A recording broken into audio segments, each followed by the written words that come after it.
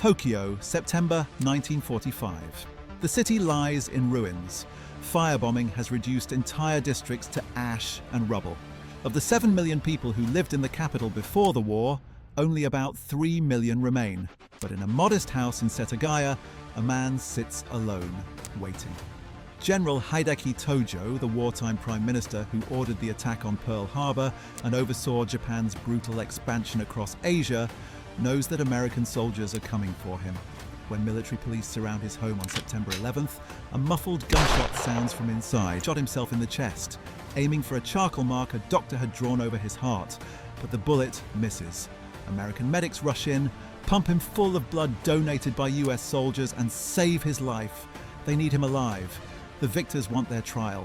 What followed was the most ambitious reckoning with wartime leadership in Pacific history. But the story of Japan's leaders after World War II is far stranger than a simple tale of justice served. It is a story of executions and immunity deals, of war criminals who became prime ministers, of emperors who escaped judgment entirely, and of a nation that would spend decades wrestling with questions the trials left unanswered. The roots of Japan's wartime leadership stretched back decades before Pearl Harbor. By 1945, the Japanese government was dominated by a military-industrial complex that had grown steadily since the Meiji Restoration of 1868. The Imperial Japanese Army and Navy controlled vast swathes of policy, often operating with little civilian oversight. At the apex of this system stood Emperor Hirohito, whose theoretical authority was absolute, but whose actual role in decision-making remains debated to this day. Below him, a shifting coalition of generals, admirals, bureaucrats, and industrialists had steered Japan into 15 years of almost continuous warfare, beginning with the invasion of Manchuria in 1931. By the time Japan attacked Pearl Harbor on December 7, 1941, the empire stretched from the Aleutian Islands to Burma, from Manchuria to the Dutch East Indies. The men who had built this empire had done so through a combination of military conquest, industrial mobilization, and systematic brutality. Nanking in 1937 claimed an estimated 200,000 or more Chinese civilian lives. Prisoners of war were routinely tortured, executed, or worked to death. In the jungles of Burma and Thailand, tens of thousands of Allied prisoners and Asian laborers died building the infamous Death Railway. And in a secret facility near Harbin, in Japanese-occupied Manchuria, Unit 731 conducted biological warfare experiments on living human beings, injecting them with plague, cholera, and anthrax, performing vivisections without anesthesia. By any measure, the Japanese leadership bore responsibility for crimes on a massive scale. When Emperor Hirohito announced Japan's surrender on August 15, 1945, the first such radio broadcast most Japanese citizens had ever heard from their godlike emperor, he spoke in archaic court language that many could barely understand. But the meaning was clear. The war was over. Japan had accepted the terms of the Potsdam Declaration, which demanded unconditional surrender, demilitarization, and the punishment of war criminals. Within days, American occupation forces began arriving in Japan. General Douglas MacArthur, the supreme commander for the Allied powers, landed at Atsugi Airfield on August 30th, striding down the ramp of his transport plane without a sidearm, a calculated gesture of confidence in the face of a nation that had fought to the death across the Pacific. MacArthur's task was monumental: occupy a nation of 70 million people, transform its political system, try its leaders for war crimes, and somehow prevent the country from collapsing into chaos or communist revolution. The decisions made in the following months would shape Japan and its relationship with the world for generations. The arrest orders came swiftly. Within days of the surrender ceremony aboard the USS Missouri on September 2nd, MacArthur ordered the apprehension of approximately 100 suspected war criminals. Tojo was among the first targeted. His botched suicide attempt on September 11th made headlines around the world. American photographers captured the fallen general lying on a couch, his shirt soaked with blood, muttering that he was sorry it was taking him so long to die. As he bled, 2 Japanese reporters recorded his words. "The Greater East Asia War was justified and righteous," Tojo said. "I am very sorry for the nation and all the races of the greater Asiatic powers. I wait for the righteous judgment of history." he was rushed to an American military hospital where surgeons saved his life using blood donated by American GIs, an irony not lost on anyone. The man who had ordered the attack that killed thousands of Americans was being kept alive by their blood, so he could face Allied justice. Over the following weeks, more arrests followed. Former prime ministers, cabinet ministers, generals, admirals, diplomats, and industrialists were rounded up and taken to Sugamo prison in Tokyo, a facility that would become synonymous with Japan's war crimes trials.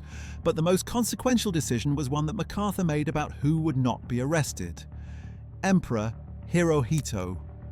From the moment American forces arrived in Japan, there was intense debate about what to do with the emperor. Australia, Britain, and Poles, showing 70% of the American public, wanted Hirohito tried as a war criminal.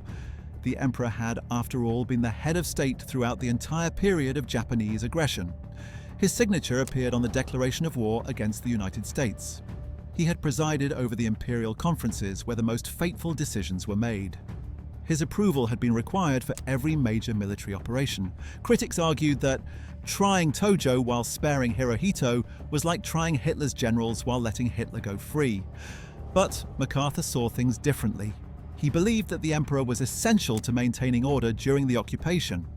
Without Hirohito, MacArthur feared Japan might descend into chaos, guerrilla resistance, or communist revolution.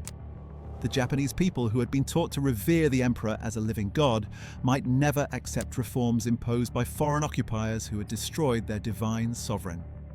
On September 27, 1945, the emperor made an unprecedented visit to the American embassy to meet MacArthur. The photograph from that meeting became one of the most famous images in Japanese history. The tall, casual American general in his open-collared uniform, towering over the diminutive emperor in formal morning dress. The message was clear about who held power now, but the meeting also signaled that Hirohito would be protected. Behind the scenes, MacArthur's staff worked systematically to ensure that the emperor would not be implicated in the upcoming war crimes trials. According to historian Herbert P. Bix, Brigadier General Bonner Fellers worked to protect Hirohito from the role he had played during and at the end of the war, allowing major criminal suspects to coordinate their stories so that the emperor would be spared from indictment. The strategy was explicit. Tojo would be made to bear all responsibility. Months before the Tokyo Tribunal commenced, MacArthur's highest subordinates were working to attribute ultimate responsibility for Pearl Harbor to Tojo. According to a written report by Admiral Mitsumasa Yonai's interpreter, Fellers met with Japanese officials in March 1946 and told them directly that it would be most convenient if the Japanese side could prove that the emperor was completely blameless. Historian John W. Dower wrote that the campaign to absolve Emperor Hirohito of responsibility knew no bounds, arguing that with MacArthur's full approval, the prosecution effectively acted as a defense team for the emperor, who was presented as an almost saintly figure rather than someone culpable of war crimes. On January 19, 1946, MacArthur established the International Military Tribunal for the Far East, modelled on the Nuremberg trials then underway in Germany. 11 nations provided judges and prosecutors: the United States, Britain, France, the Soviet Union, China, Australia, Canada, the Netherlands, New Zealand, the Philippines, and India. Australian Judge Sir William Webb served as president of the tribunal. American attorney Joseph Keenan was appointed chief prosecutor. The trials would be held in the former building of the Japanese Ministry of War in Ichigaya, Tokyo, a location chosen for its symbolic significance. This was where Japan's military leaders had once planned their campaigns of conquest. Now they would answer for them. 28 defendants were eventually charged with Class A crimes, meaning crimes against peace, specifically the planning, preparation, initiation, or waging of aggressive war.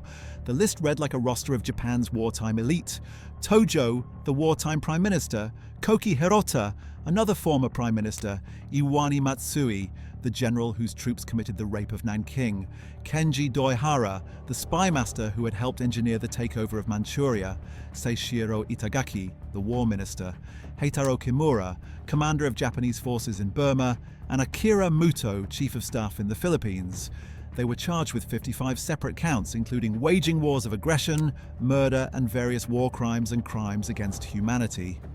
The Tokyo trial began on May 3 in 1946 and would continue for more than 2.5 years, making it far longer than its counterpart at Nuremberg. The prosecution called for 19 witnesses and introduced 4,336 exhibits of evidence, including depositions from 779 additional individuals. Day after day, the tribunal heard testimony about atrocities that shocked even those who thought they understood the brutality of the Pacific War. Survivors described the Bataan Death March, where thousands of American and Filipino prisoners died from exhaustion, starvation, and murder at the hands of their captors. Witnesses recounted the horrors of prisoner-of-war camps where Allied soldiers were tortured, beheaded, and in some cases, cannibalized. Chinese survivors testified about the rape of Nanking, where Japanese soldiers killed an estimated 200,000 civilians and raped perhaps 20,000 women in the first month of occupation alone. Documents and testimony established the systematic mistreatment of prisoners throughout Japan's vast empire, the use of forced labor, the exploitation of comfort women, and the deliberate starvation of civilian populations. But the trial was also deeply flawed. The absence of Hirohito hung over the proceedings like an unspoken accusation. French judge Henri Bernard later wrote that the trial had been defective from the start due to the emperor's absence, arguing that Japan's declaration of war had a principal author who escaped all prosecution, and of whom in any case the present defendants could only be considered as accomplices. Indian judge Radhabinod Pal went further, arguing that all defendants should be acquitted. Pal believed the tribunal was merely victor's justice, noting that Western powers who sat in judgment had their own long histories of imperial aggression in Asia. He pointed out that no one was being tried for the atomic bombings of Hiroshima and Nagasaki, which he considered comparable to any crime the Japanese were accused of committing. In a blistering dissent that would later become widely read in Japan, Pal argued that the charges of crimes against peace were ex post facto law, created after the fact to punish the defeated, and that the tribunal's jurisdiction was fundamentally illegitimate. During the trial, one particularly dramatic moment threatened to upset the careful arrangement that had protected Hirohito. Tojo was being cross-examined about Japan's decision to go to war when he stated that no Japanese subject could act against the emperor's wishes. The implication was clear. If Tojo and the other defendants had waged aggressive war, they had done so with Hirohito's approval. The courtroom fell silent. American officials scrambled. Before Tojo's next appearance on the stand, he was visited in Sugamo prison and persuaded to modify his testimony. When he returned, Tojo dutifully explained that what he had meant was that the emperor had only reluctantly agreed to war after all peaceful options had been exhausted, that Hirohito had always been a man of peace constrained by his ministers and generals. The narrative held. Hirohito would remain untouched. On November 4, 1948, the verdicts were announced. All 25 surviving defendants were found guilty of at least one charge. 2 defendants had died. During the lengthy trial, Yosuke Matsuoka, the former foreign minister, and Osami Nagano, chief of the Naval General Staff, both from natural causes. One defendant, Shumei Okawa, had been declared mentally unfit after he slapped Tojo on the head during the opening session in a bizarre outburst. 7 men were sentenced to death: Tojo, Hirota, Matsui, Doihara, Itagaki, Kimura, and Muto. 16 received the life sentences. 2 received lesser prison terms. MacArthur reviewed the verdicts and upheld them, writing that while the duty was utterly repugnant to him, he could conceive of no judicial process where greater safeguard was made to evolve justice. On December 23, 1948, just 2 days before Christmas and a few days before what would have been Tojo's 64th birthday, the 7 condemned men were hanged at Sugamo prison. They wore American Army work clothes with no insignia of any sort. MacArthur, concerned about inflaming Japanese sensibilities, barred all photography. Instead, 4 members of the Allied Council witnessed the executions. The bodies were cremated, and in a final act designed to prevent any future veneration, the ashes were scattered over the Pacific Ocean from an American military aircraft, approximately 30 miles east of Yokohama. The extreme secrecy was deliberate. American officials were determined to prevent the executed men from becoming martyrs. But the Tokyo trial was only the most visible part of a much larger reckoning. Across Asia and the Pacific, Allied nations conducted their own war crimes trials for Class B and C criminals, those accused of conventional war crimes and crimes against humanity. These trials, held in locations from Singapore to Manila to Hong Kong to Yokohama, ultimately convicted more than 5,000 Japanese military and civilian personnel. Approximately 900 were executed. Australia alone conducted nearly 300 trials, convicting 644 Japanese servicemen and sentencing 148 to death. China held 13 tribunals, resulting in 504 convictions and 149 executions. The British, Dutch, French, and Americans all held their own proceedings. The Soviets held the Khabarovsk trials in 1949, which tried members of Unit 731 for biological warfare crimes. Unlike the Class A criminals in Tokyo, many of these defendants were lower-ranking soldiers, guards, and camp administrators, men who had beaten, tortured, and killed Allied prisoners. Some of the most notorious figures from the POW camps faced justice. Men with nicknames like Dr. Death and the Lizard, guards whose cruelty had become legendary among the prisoners who survived them. What happened next complicates any simple narrative of justice served. As the Cold War intensified, American priorities in Asia shifted dramatically. The communist victory in China in 1949 and the outbreak of the Korean War in June 1950 transformed Japan from a defeated enemy into a vital ally against Soviet and Chinese expansion. The occupation, authorities who had begun by dismantling Japan's military and purging its wartime leadership, now reversed course. The emphasis shifted from punishment to rehabilitation, from democratization to economic recovery, from excluding wartime leaders to quietly reintegrating them into Japanese society.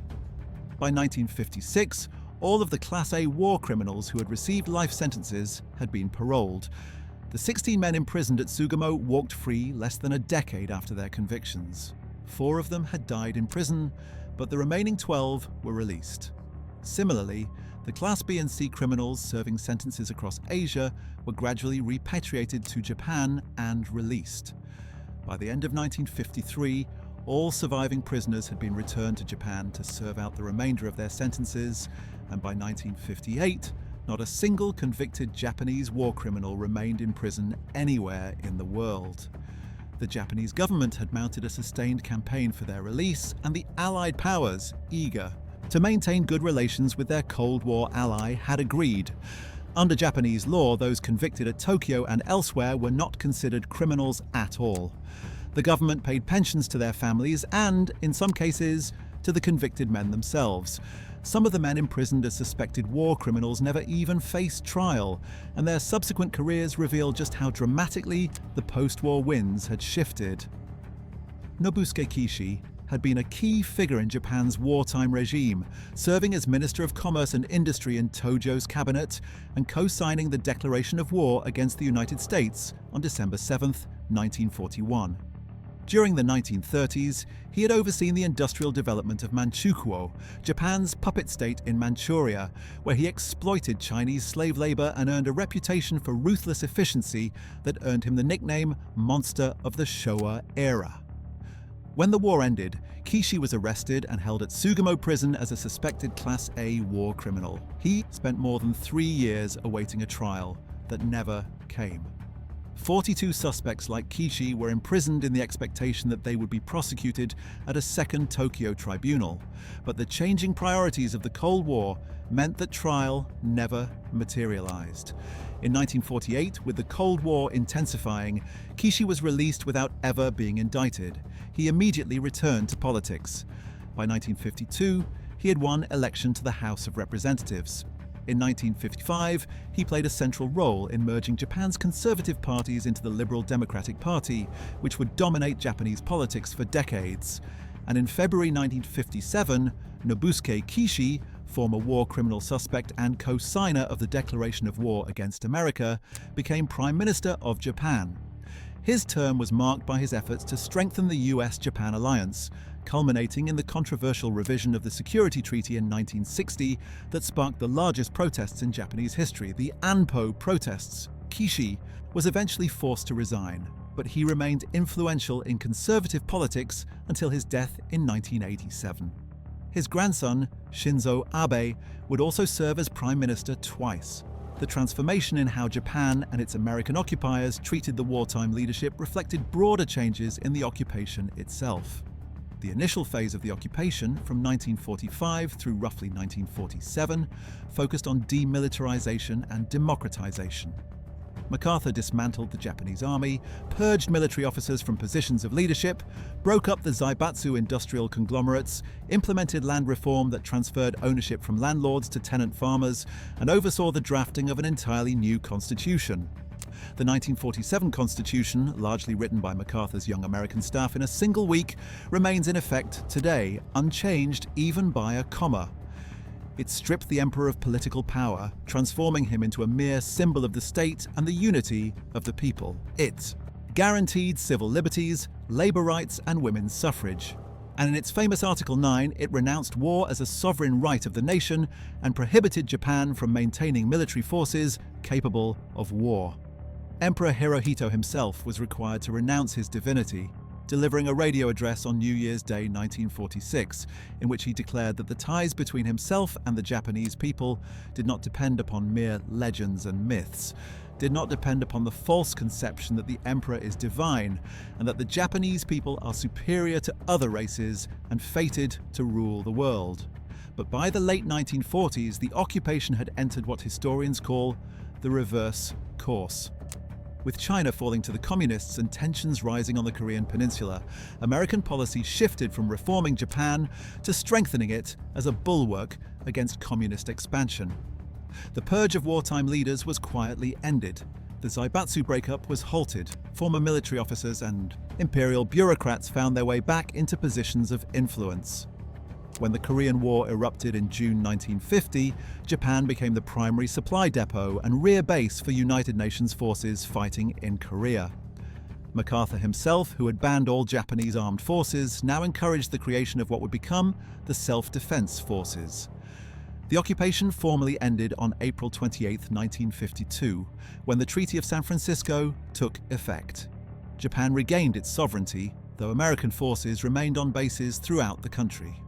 In exchange, Japan agreed to align itself firmly with the United States in the Cold War, accepting American military protection in lieu of building the offensive military capability that the Constitution seemed to prohibit. The question of Unit 731 and Japan's biological warfare program represents perhaps the starkest example of justice sacrificed to strategic interest. Unit 731, commanded by Lieutenant General Shiro Ishii, had operated near Harbin, China, from 1936 to 1945. Its staff of 3,000 conducted some of the most horrific experiments in modern history. Prisoners, mostly Chinese but including Russians, Koreans and some Allied POWs, were deliberately infected with plague, cholera, anthrax and other diseases. They were subjected to vivisection while fully conscious, their organs removed one by one so researchers could observe the effects of infection in real time. Prisoners were exposed to frostbite experiments, pressure chamber tests, and chemical weapons. None of the victims survived. At least 3,000 people were killed at the Harbin facility alone, and estimates suggest Japanese biological warfare attacks across China killed tens of thousands more. When the war ended, Ishii and his staff fled to Japan, destroying much of the evidence behind them. American intelligence officers soon caught up with Ishii, but instead of prosecuting him, they offered him a deal. In exchange for his research data, Ishii and the other Unit 731 leaders would receive complete immunity from war crimes prosecution. MacArthur personally approved the arrangement, writing to Washington in May 1947 that additional data, possibly some statements from Ishii, could probably be obtained by informing the Japanese involved that information would be retained in intelligence channels and would not be employed as war crimes evidence. American officials later justified the decision by claiming the data represented invaluable research that could never have been obtained in the United States because of scruples attached to experiments on humans. The deal was concluded in 1948. Ishii lived as a free man in Japan until his death from throat cancer in 1959. Many of his colleagues went on to distinguished careers in Japanese medicine, academia, and public health, including positions as president of the Japan Medical Association, head of the Japanese Olympic Committee, and governor of Tokyo. The Japanese government did not officially acknowledge the existence of Unit 731 and its activities until the 1980s. The legacy of the Tokyo trial and the broader reckoning with Japanese wartime leadership remains deeply contested. In Japan itself, attitudes toward the war and its leaders have evolved in complex and sometimes contradictory ways. For decades after the occupation, many Japanese accepted what historians call the victim narrative, a view of the war that emphasized Japanese suffering, particularly the atomic bombings and the firebombing of Japanese cities, while downplaying or ignoring Japan's aggression and atrocities. The Tokyo trial was often portrayed as victor's justice, its verdicts reflecting American power rather than genuine legal principles. This view found support in Powell's dissenting opinion, which became widely read in Japan and is sometimes cited by nationalists to this day. Conservative politicians, including many with direct connections to the wartime establishment, periodically challenged the trial's legitimacy and sought to rehabilitate the reputations of those convicted. The most visible symbol of this contested memory is Yasukuni Shrine in Tokyo. The Shinto shrine was originally built in 1869 to honor Japan's war dead, and now enshrines the souls of nearly 2.5 million men who died in Japan's wars. Among those 2.5 million are more than 1,000 convicted war criminals, including 14 Class A criminals. In October 1978, in a secret ceremony, the shrine's head priest Nagayoshi Matsudaira, who rejected the Tokyo War Crimes Tribunal's verdicts, enshrined these 14 Class A war criminals, including Tojo and the 6 others who had been executed 30 years earlier. They were designated Martyrs of Showa. When this became public in April 1979, Emperor Hirohito was reportedly so displeased that he never visited Yasukuni again. His son Akihito and grandson Naruhito have maintained this boycott. But visits to Yasukuni by Japanese prime ministers and cabinet members have become flashpoints for controversy, provoking outrage from China and South Korea, whose people suffered enormously under Japanese occupation. Prime Minister Shinzo Abe's visit to Yasukuni in December 2013 drew condemnation from both countries and criticism from the United States. Emperor Hirohito himself remained on the throne until his death in January 1989, reigning for a total of 63 years and making him the longest reigning monarch in Japanese history. Throughout the post-war decades, he carefully maintained his role as a symbol of national unity, while avoiding any discussion of the war or his role in it. He toured the country, met foreign leaders, and oversaw Japan's remarkable transformation from devastated enemy to economic powerhouse. When he travelled to Europe in the 1970s, he was met by protesters in Britain and the Netherlands, veterans who had suffered under Japanese occupation and could not forgive. In the Netherlands, eggs and vacuum flasks were thrown. In Britain, protesters stood in silence and turned their backs. The satirical magazine Private Eye used a racist slur to refer to his visit. But in Japan, Hirohito remained revered by most citizens. When he died on January 7, 1989, at the age of 87, Japan entered a period of official mourning. Television broadcasts were suspended, events were cancelled, and Japanese of all ages lined up to pay their respects. The man who had presided over Japan's greatest military expansion and its catastrophic defeat, who had escaped trial through American protection and strategic calculation, was mourned as a beloved national figure. His era name Showa, meaning enlightened peace or radiant Japan, remains officially how that period is designated in Japanese history, despite the irony of applying such a name to decades of war and disaster. Today, nearly 80 years after the end of World War II, the questions raised by the Tokyo trial and its aftermath remain unresolved. Japan has never issued the kind of comprehensive apology and acknowledgement of war crimes that Germany undertook through its process of Vergangenheitsbewältigung, or coming to terms with the past. What remains is the historical record, the crimes that Ernst Kaltenbrunner committed, the trial that convicted him, the execution that ended his life, and the long decades during which his family lived with consequences they did not choose but could not escape. In the end, the Kaltenbrunner family's story is not one of dramatic confrontation with evil, but of something perhaps more common and more difficult to narrate: the ordinary passage of time in the shadow of extraordinary horror. If you found this video insightful, watch What Happened to Reinhard Heydrich's Family After WW2 next. Heydrich was the man Kaltenbrunner replaced as RSHA chief. And his family's story offers a fascinating contrast to the silence that surrounded the Kaltenbrunner descendants. Like this video, subscribe and hit the bell for more History Inside. Thanks for watching.